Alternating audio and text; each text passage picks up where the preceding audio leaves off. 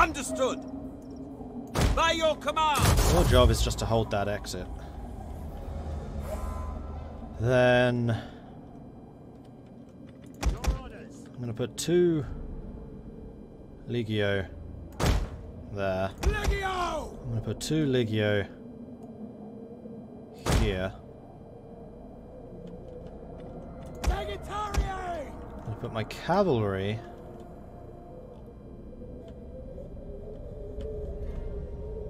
here with the intention of running into this forest and just hiding.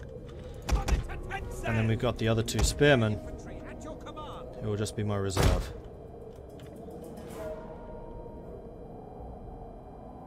Agrippina is Germany though, it's Köln. Is it? I always thought this was... On the map it looks like it's in Belgium, but yeah, I can see why that would be. It's because the cities are huge on the map in comparison to the territory around them. Our enemies mean to march into our capital and utterly overthrow us. Testudo! They mean to take our women and enslave our children. This we cannot allow. That is why we hold these walls to the last gasp. Make ready! This is why I like the Romans. They get so many cool formations.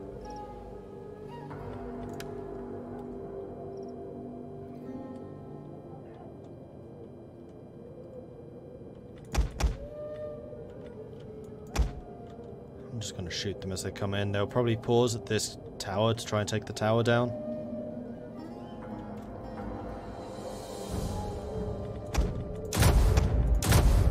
Precision shots, so you do some more damage. Right, cavalry. Slam into them, please. Get them dead.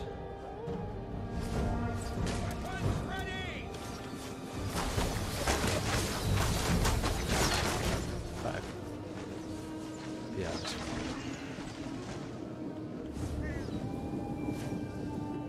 As long as they're faltering already. I don't want these cavalry waking up and facing off against my cavalry.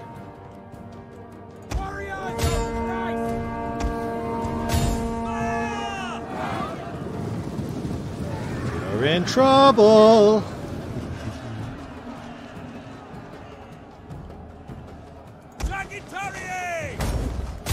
Shoot the general, let's do some damage to that. I'm going to try and take their archers out with my cavalry, where possible. It looks like everyone's just going for this central location. I don't know what their cavalry are trying to do.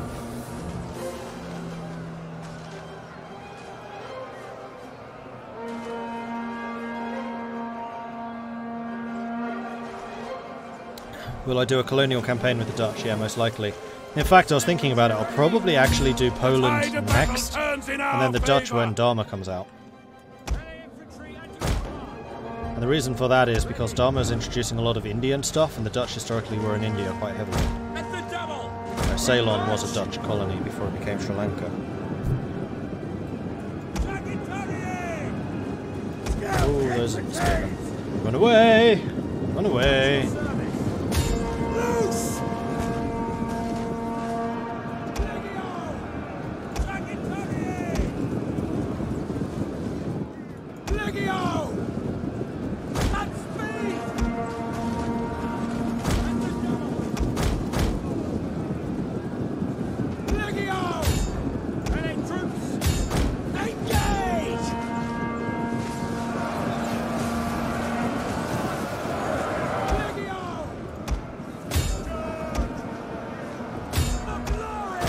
No, I'm not going to make this easy for you. Now we turn around and slam into their crossbows. Oh, hi!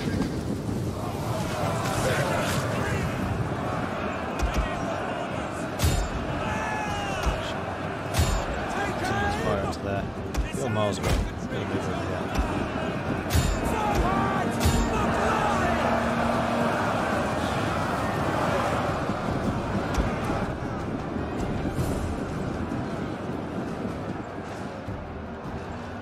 And that is how you fight a battle in the siege. Praise the gods! Your victory is moments away! Legio! Melee infantry! Prepare to engage! Prepare to engage! Melee cavalry! For glory! Sending in the archers, because they're quick and they can outrun people. And there we go.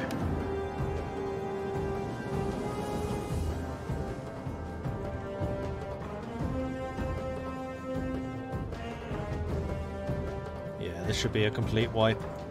Some of their cavalry may have escaped, but I'm hoping that, like the rest of their army, has taken sufficient damage that they aren't able to reform. Need to make sure we do kill their general, though.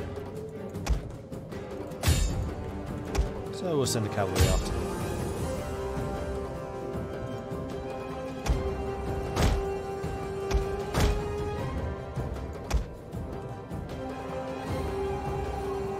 One man. Dead. That will do. Decisive victory. I agree with that.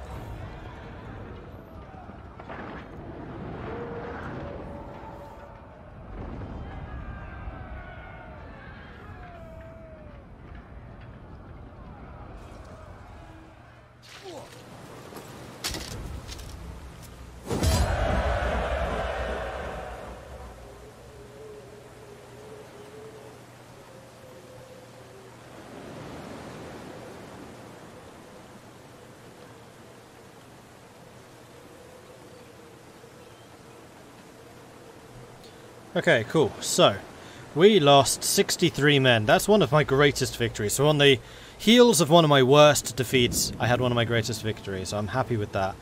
I'm actually going to take the money because it was pointed out to me that garrisons don't actually have a unit integrity. So that -5 matters not at all. And it's basically free cash. So I'll take the free cash because I don't think I really need the replenishment either. My replenishment's pretty decent.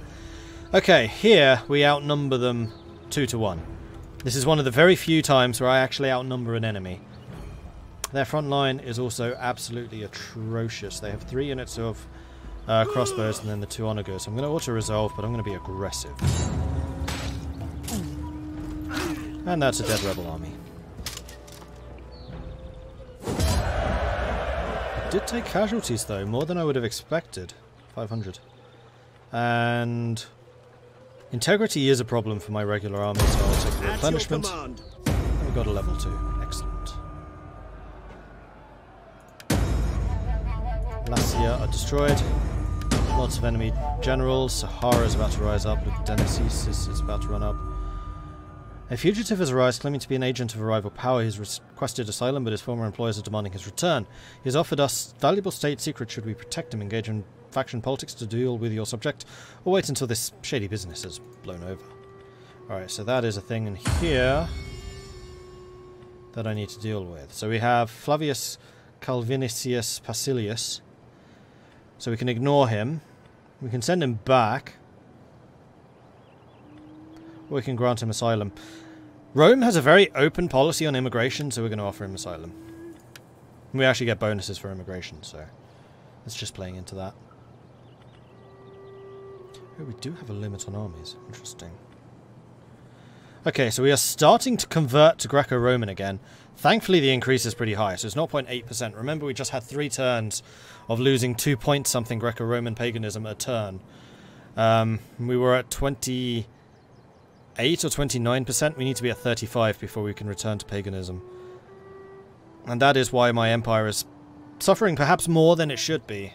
It's because we have absolutely no churches or anything like that to increase public order, so our armies are having to be, like, very inward-focused, killing rebels rather than looking at the external threats, which really is what we should be doing. And Christianity is still growing. How are you growing? I tore down all of your churches. Actually, I know why. It's because our faction trait is +1 conversion for religious influence, +1 Latin Christianity in neighbouring provinces, all provinces. Because it's our state religion. Okay, so Hammerlord leveled up. Or rather, the general did. You have extra cunning. What does cunning do? Upkeep cost reduction for your army. Interesting. And then authority. Oh. So low authority is actually negative. Interesting. In that case, I think I do want Legatus, and then we want Infantry Commander, because ultimately we want Vanguard on all of my field generals. So we can go and react to the threats and the problems as they appear.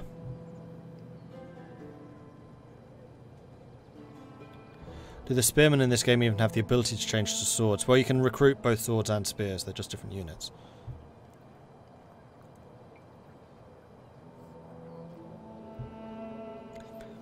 I mean, there is a recognisable difference in this between spears and pikes. Pikes use the distance. Spears are primarily an anti-cavalry unit and a holding unit.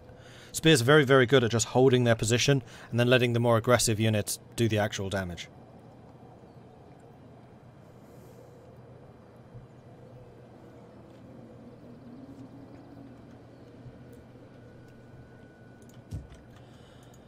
Oh dear, that's a big Saxon army. They're going for Agrippina. I really want to kill the Irish off. Ready for orders. Ready for battle. It's just that your army is so much bigger. For battle. Are you able to make it to Cluno? Yes. Alright, so you're going to go and fortify that. And you... Really, you're sieging that again? Interesting. I get there a regular old pace.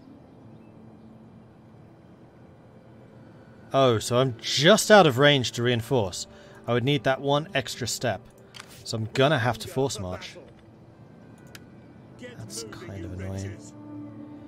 We're gonna force march down to here, in case they decide to come after me. And then we'll have a, hopefully, fighting along a river, so one of my flanks is protected. Because my units are now going to be exhausted. We could get some more cavalry. Their cavalry is generally a hell of a lot stronger than mine. I'm going to do that. That's another nice thing about the Romans, is we have access to a lot of mercenaries. And in fact, every mercenary unit we recruit makes that army cheaper. Upkeep cost, minus 2% per non-Roman unit in a military force.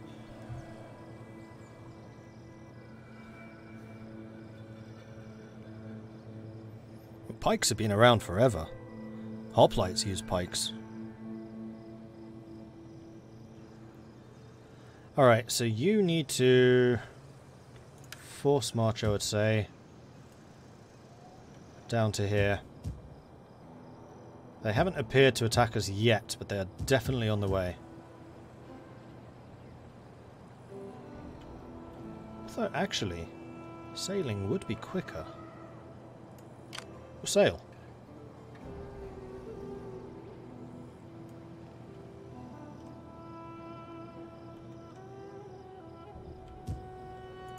Yeah, cool. Alright, Fanro. Right, now we know that the Vandals and the Langobards are just killing each other over there. I'm far less concerned about them, so we're going to keep the army in Mediolandium. We'll just leave you in garrison there. I think I'm going to recruit like a couple of spears, just so that you have a more rounded force, but otherwise you're just a garrison army. You guys, in the meantime, can return. I'm going to use you to attack them. Just to get rid of... How can you bypass me? No, that's bull. That's ridiculous. How'd you get through my zone of control?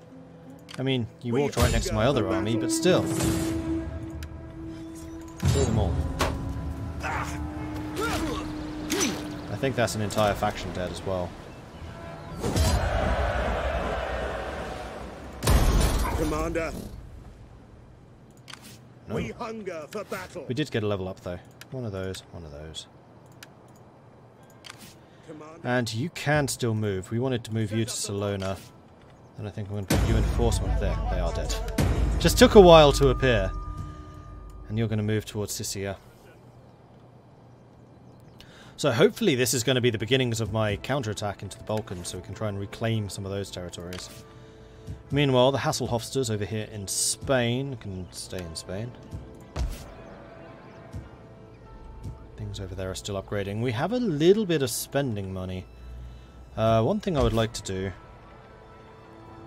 is ensure that my garrisons here in the north are up to scratch where possible. Repairs are done where necessary.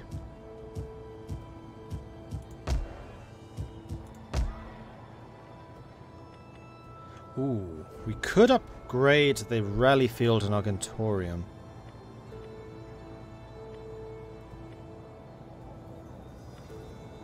Just remembered something. Don't we get a bonus or something if we're actually in a territory that has iron?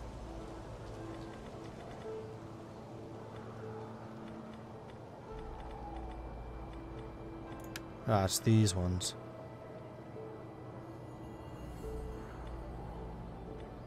Doesn't say that we require iron. Armor and shields and then weapons.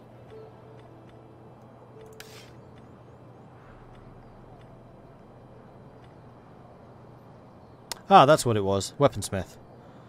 Army recruitment capacity +1, unit recruitment cost -5%. Or you can just make more money. I'm super duper tempted to upgrade to an infantry grounds here because this is where a lot of my armies are going to be. It will be anywhere in this area. It's fairly central, so we can withdraw troops back to here in order to get to the infantry ground so that we can get the Armigera Defensores. Because they're so much stronger. We're going to do that. And then, finally, we're going to double check public order. I was trying to stop the uprising, so it doesn't look like we're going to be particularly lucky in that. Oh, you actually built the governor and that did not solve the problems. We still have a -5 public order here. The problem is I don't think we're going to have the troops to defend Sardinia, because there's no way I'm sailing over here. So Sardinia and Corsica could well end up becoming like a rebel stronghold. I mean, we do have an army here, but you're going to be busy with an actual enemy that's down there. Because if I'm able to secure Africa, I can start shifting troops away from Africa. Once all of this is Roman and public order there is secure, we'll have to deal with some of the naval barbarians coming through eventually, but they're still probably fighting against Eastern Rome.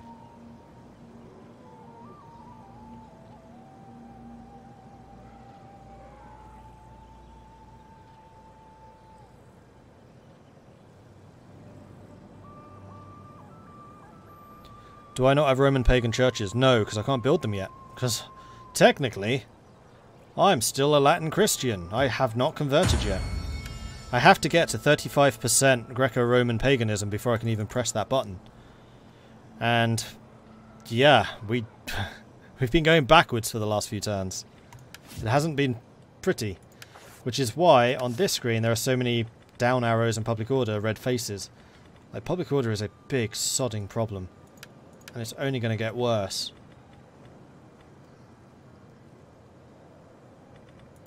Right, Sahara. Sahara's going to blow up regardless of what I do. -23 from religious differences.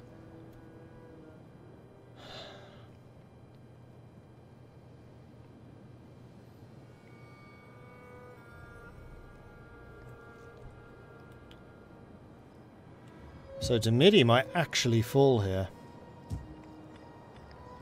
Also, you never converted. Definitely need to spend the money on that.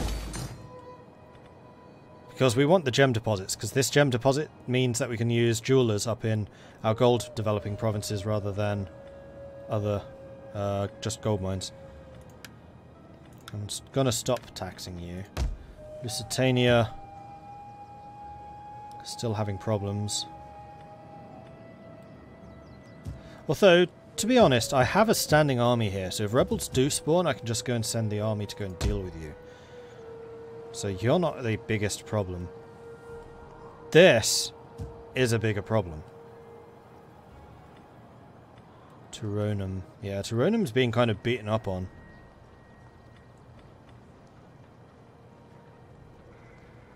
Instability. Okay, so that's going to reduce by 14, so we'll just be at a mere -20 for a while. Yeah, there's not much I can do about you. Noricum. I could turn taxes off and then you would actually be more stable. In fact, you have a long way to go. You'll be fine. In fact, you are short on food. Ah, as I'm building the garrison, the food supply is getting shorter. Yeah, that's another thing causing problems. And so, things are bad already in Western Rome. There are two things that have not occurred yet that are going to make things much, much worse. Number one, Attila hasn't actually appeared yet. He usually appears around turn 20. This is turn, I think, 12. And that really harkens the proper wave of barbarians. This is all the preliminary, like, raiding stuff. This is not the proper arrival in invasions. 2. Climate change hasn't started yet. So over time, the world is getting colder and colder and colder as an ice age is basically, a mini ice age is taking effect. And that will roll in from the north and push south. And it will reduce the fertility of all the provinces in a certain radius every couple of turns. That's another big sodding problem, because all of my food shortages that I'm having right now are just going to get worse and more exasperated. So there are a lot of fun things yet to come. You thought things were bad, you ain't seen nothing yet. Alright, Hasselhofsters, yeah, you guys are staying there. I think we're good to end turn. Requin! Super bonus stream! I was trying to work out what on earth you wrote there. I was like, super bonus stream? No, super bonus stream. Exactly. Technology. Right. I don't use skirmishers, so that's kind of irrelevant. I have not done any military upgrades, that's irrelevant. And we really need to start doing some of the technology stuff. Oh, that's another thing I need to show you. So, before I look at what the civic technology is, I want to show you this. So if we go to our most valuable provinces, say here in Galicia, and we take a look at their income. Corruption, minus 52%. That's bad. What makes it even worse is that minus 52% is actually faction-wide. Minus 52% there. Minus 52% there. Minus 52% there. In fact, those might even be reduced because of the governors. Actually, no, the governors don't seem to be reducing corruption at all.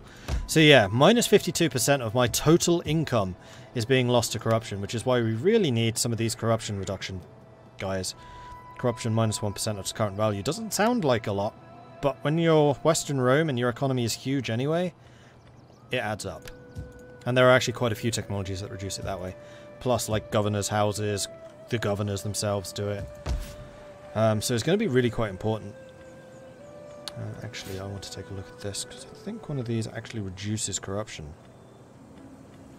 No, and actually the other thing I need to do is get some governors' estates out, so that I can actually recruit champions. Because champions have public order reduction bonuses.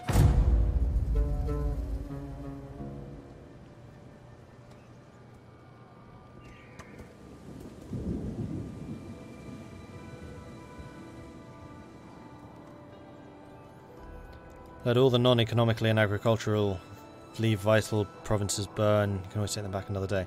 True, but every province that I give to the enemies is strengthening them. Oh, crikey. I thought you were well guarded and then 2 whole stacks appear. This is because I'm wasting time trying to kill the bloody Irish behind my lines. And it's their king. And he's got catapults.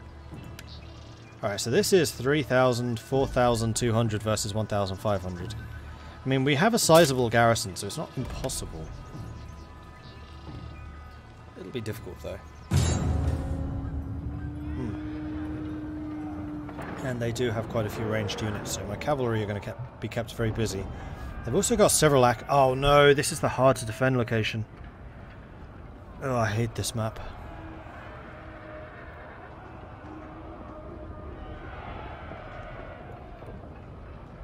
Hey, Buster Man. What have you missed? Yeah, you're about to see a very big fight. Well, big by Western Roman standards.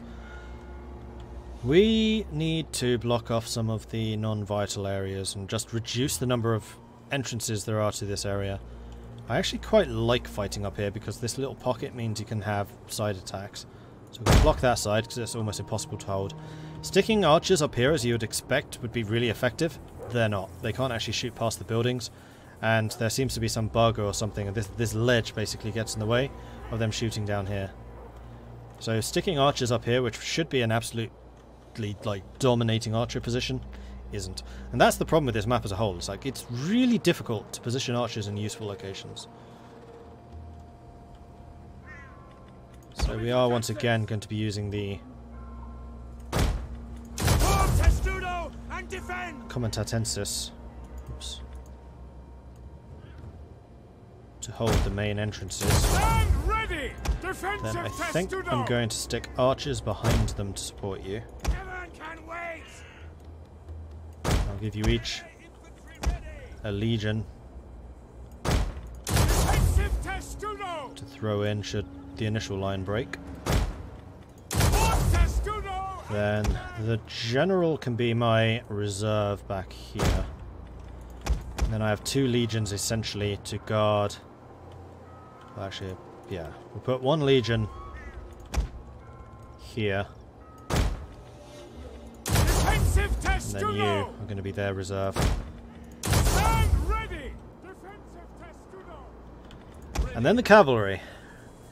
We need to put the cavalry in a sneaky place so they're not going to get revealed instantly. In fact, the cavalry here would be amazing. Both of their axemen are here.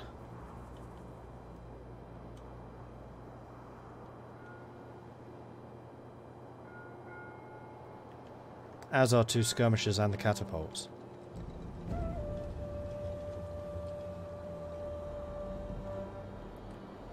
So we'll hide the cavalry here somewhere. There you go. For the Savior! We'll hide you there. I'm actually half tempted to put my swordsmen out here and fight them head on. Because if I can get some surrounds and charges on the axemen, because otherwise they will chew through my Legio. One-on-one they win.